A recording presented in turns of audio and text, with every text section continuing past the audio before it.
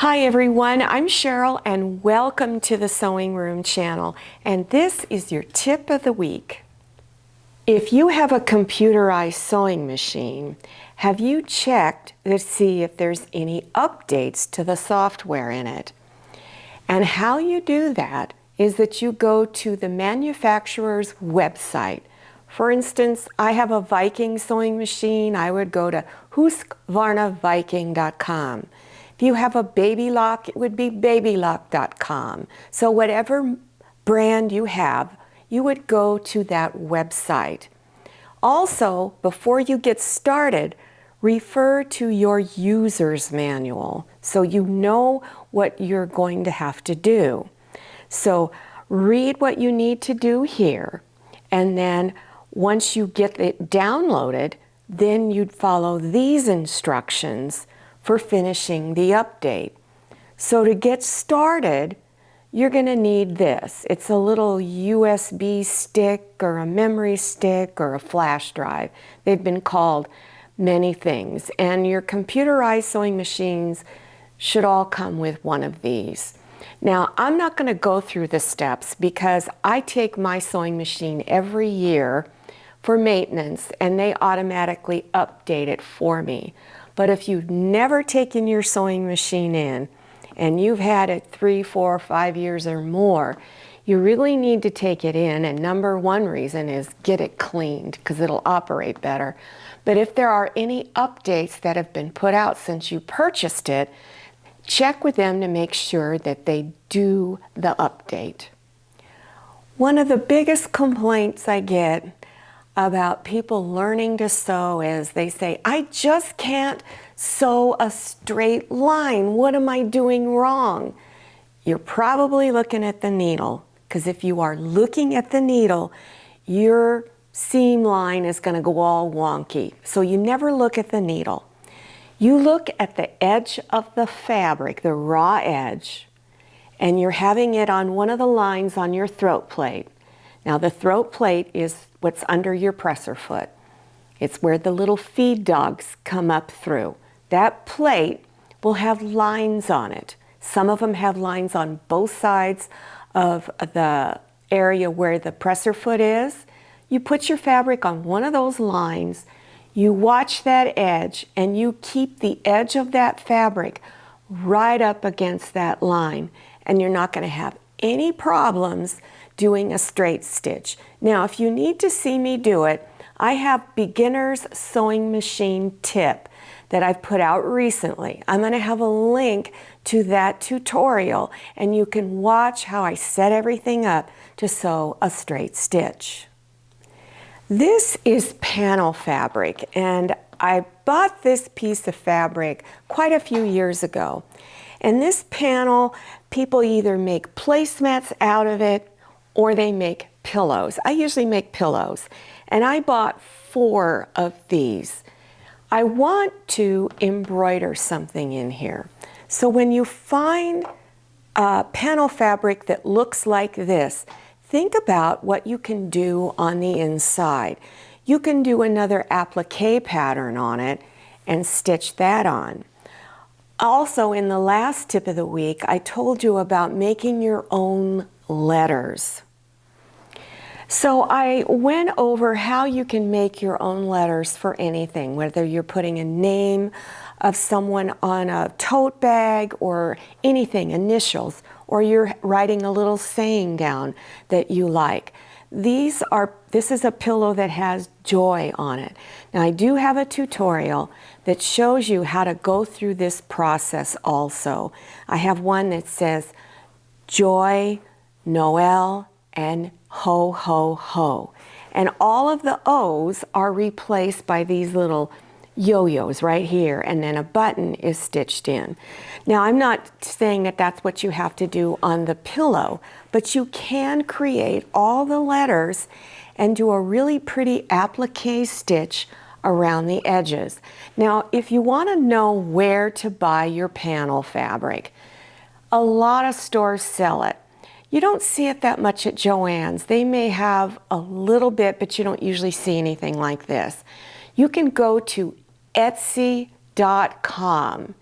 and just enter Christmas panel fabric, and all kinds of things will come up. Or if you want fall panel fabric or Easter, whatever, it'll come up. And you might be able to find these pillow pieces in there, not this particular fabric, because this is probably 20 years old. Also, another place is to go to equilter.com. Check out your quilting fabric websites. Just go on the internet and enter quilt fabric, and all kinds of websites will come up. So you could check those out. I don't know if you can find the panel fabric on Amazon, but you can try it. Now, if you have an embroidery machine, you could just print Merry Christmas in the center of your panel fabric pillow form. And you can also add another little symbol over here. This is a ribbon with foliage in it. But one of the things that I really wanted to point out is, for instance, on this particular panel fabric, when I make it, I'm going to add piping to it because it'll really set the edges off. Now, piping, you can either make your own, like you see right here. It's not difficult to do. But if you don't want to make your own, you can buy it already made. And you can buy it at, my Walmart happens to sell some of it. You can also get it at Joann Fabrics and Crafts, Etsy.com, Amazon, and many other sewing website supply stores.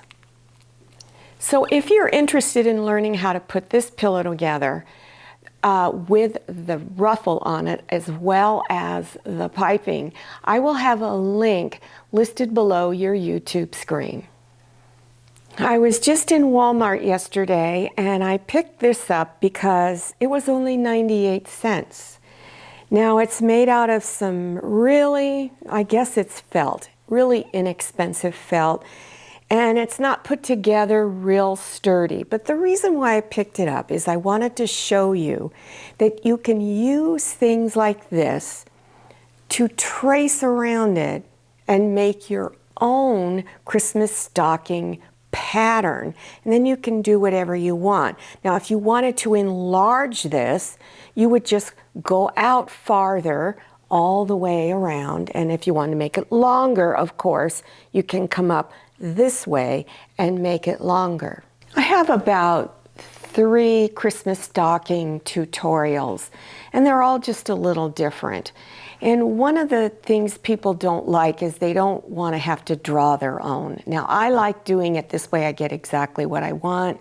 And the reason why I'm showing you how to do it is because I'm a teacher first. So I want to teach you how to learn to do your own things. This way you can save money and you can put your own personality into it. But if you want to make your own stocking from scratch, then I will have links to all my stockings down below your YouTube screen. Now, here is something else I picked up at Walmart. This was also only 98 cents. Now, they're made out of that felt. It's real thin felt, by the way. And again, they're not put together all that great. But what do you expect for 98 cents, right? But if you want to make your own, you can trace around these. Again, if you want to make them slightly larger, you could. And make them into candy bags. So for those of you who like to bake, you like to make candy or cookies, you could put a nice big cookie inside of one of them, make sure you wrap it up, or put some candy that you've made, and you can give these to people that you work with or your best friends.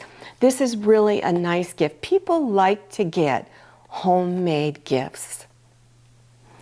I enjoy making plush toys. But then if you don't know how to draw your own or you're not really sure how to do it, you usually go out and look in the pattern books like Simplicity, McCall's. They will all have in their craft section or their child section patterns for making plush toys. Now they can get kind of expensive. One I want to show you is that I really like. It was a pattern I had to buy. I always wanted a Christmas bear made out of Christmas fabric. Now, here's my Christmas bear. I bought the pattern. Now, this bear, it was somewhat complicated. If you're a beginner at sewing, you may have problems doing it, but I think if you're at the intermediate level, you could make this one. Now, I'm going to have the link to this down below, so it'll tell you what pattern I used. If you can't get this same pattern, buy any teddy bear pattern that you can find. Most of your plush toys are always sewn together pretty much the same. Now, this is a little Christmas kitty, and this tutorial is going to come out any day now. But I wanted to show it to you because these make cool decorations. The teddy bear and this cat are really nice. You can put them up on a shelf, on a little table, in your living room, and it really is cheerful. Now this one, again, I show you how to draw the pattern, but it is super easy. Well, I hope I've shown you something new and if I have inspired you to try some of these ideas. Now, all of the items I talked about, there will be links listed below your YouTube screen. So you just scroll down to the description section. Look for the words that say show more. Click on that and it will expand open and you will see all kinds of links appearing.